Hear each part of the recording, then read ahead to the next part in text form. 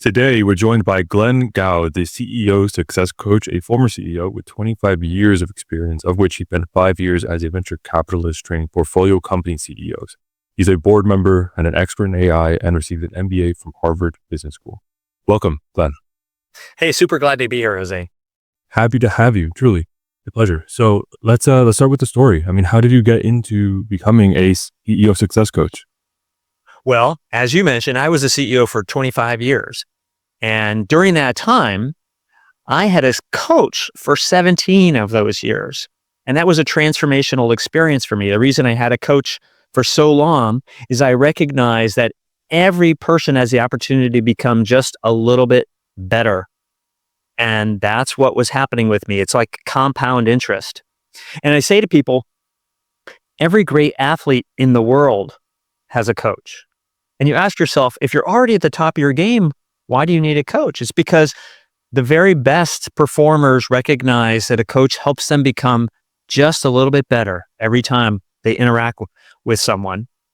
And that's what a great performer is looking for, to become even better. That's my role. Right. And then I was fortunate enough to be recruited into venture capital. And in venture capital, I was asked to start coaching the CEOs of our portfolio companies. And I fell in love with that work. Mm-hmm. And now that's my complete focus, is helping CEOs become even better CEOs. Wow. So it's true. A lot of CEOs, they are in many ways athletes within their own fields. They're at the top of their game. They're competing in one of the toughest competitions in the world, business. So I'm wondering, like, what sort of pressure do CEOs, tend to be under to perform, and why is it so critical under that pressure to have somebody alongside you, like on your side? Well, I can tell you, Jose, many CEOs have said to me when I first meet them, "Hey, Glenn, this is not the job I thought it was going to be. This is way harder, a lot more pressure, and a lot more difficult than I imagined it was going to be." Right. And so that's generally true when people step into that role, because a CEO they don't have to be great at everything, but they have to be competent at every single function in the company. Right. And that's a growth opportunity for them, but it's a challenge. So let's take, for example, a technical founder of a company. Let's say they're good at products, or they're good at engineering, or maybe they're good at selling. And they bring a team together, they raise some money, and they've done a fantastic job. They're the right person at that moment in time. Mm-hmm. But then the company grows. We need customer support people. We need HR people. We need more sales people. And these are all functions that the CEO may not be skilled at. And yet the responsibility of the CEO now is to be good at all of those things. Good enough to manage talented people in those functions.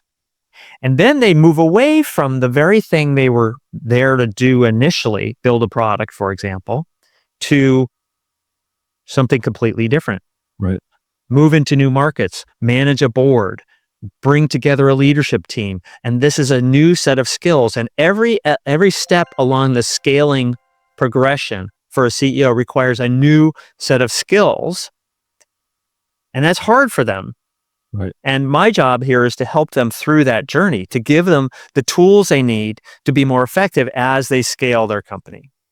Right. So I guess one of the questions that comes to mind right now is, okay, so a CEO is brought on board for a specific phase of the company. Well, what does it really mean to be competent in different areas when on the job? And how does a CEO generally go through the process of building up their competency in these new areas at these new stages of scale?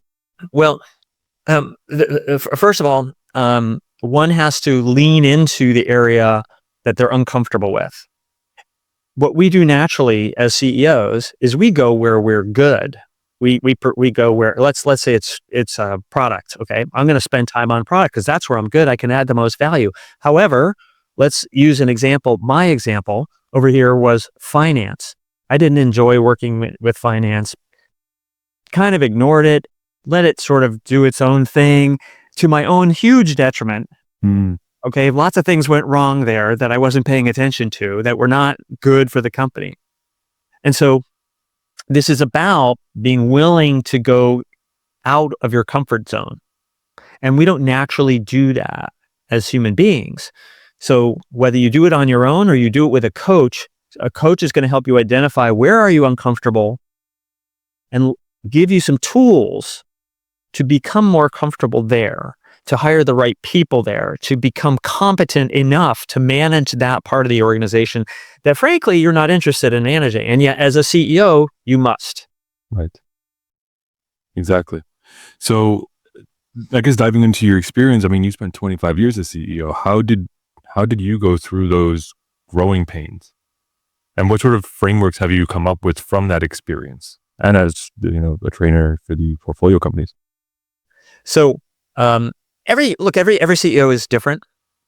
They have their own approach, but there are many tools. I feel like I'm walking around with a tool belt, and once I get to know a CEO, I can say, okay, we're going to have to pull out this tool to address this particular issue.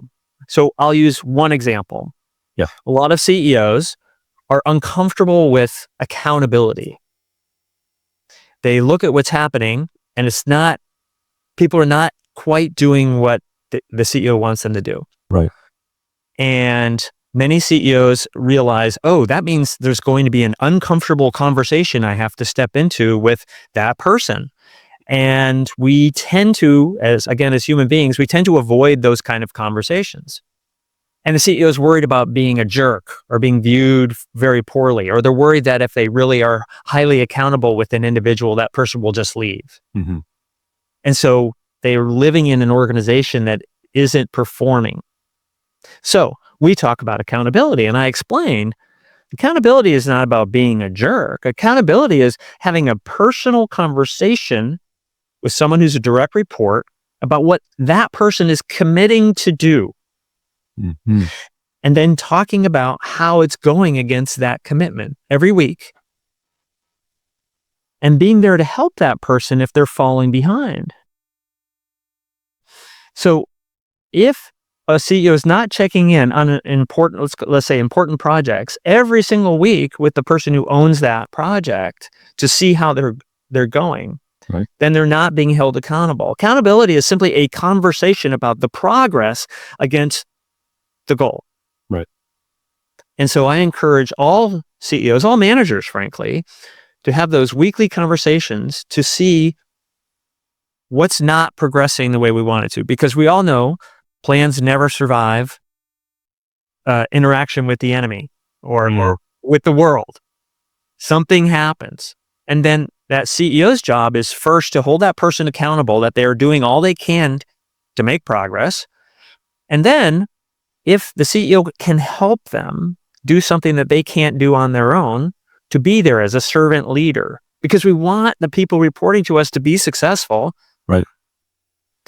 So, but by not being accountable, things go off the rails, plans aren't met, goals are not achieved. Right. And CEOs become very upset about that. So it's a shift from, it's not a difficult conversation. It doesn't have to be. Sometimes it is, but most of the time it's just a regular conversation about a commitment.